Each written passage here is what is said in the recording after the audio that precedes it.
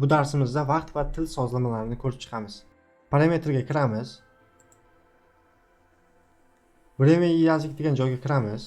Bu tomonda sizlarda o'zlaringizning vaqtlaringiz turibdi. Agar sizlarda noto'g'ri bo'lsa, bunga bittishga qo'yamiz-da. Ikkalasiga bittishga qo'yib, izimit qilib olamiz. Burishnoy izimit qilib olamiz.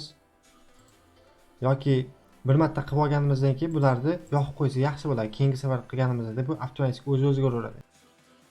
Soatlaring noto'g'ri bo'lsa, soatlaring noto'g'ri bo'lsa, mana bu yerdan to'g'rilab olasizlar. Biz hozir buni yoqib qo'yamiz, avtomatik o'zi bo'laveradi. Endi region. Bu o'zimizning regionimiz. Xohlasak buni O'zbekiston qo'ysak, xohlasak Rossiya, xohlasak boshqa joyda qo'yib qo'ysak bo'ladi. Endi yazık. Bu interfeys. Bu Windows'imizning tili. Bizda hozir russkiy turibdi. Endi bu esa biza yozayotgan paytimiz ishlatgan tillar. Rus tili va angliskiy bor. Bu tomondan biza o'zbek tilini ham qo'shsak bo'ladi. Bemalol o'zbek qidirsak, mana chiqadi. O'zbek kirili va o'zbek lotin.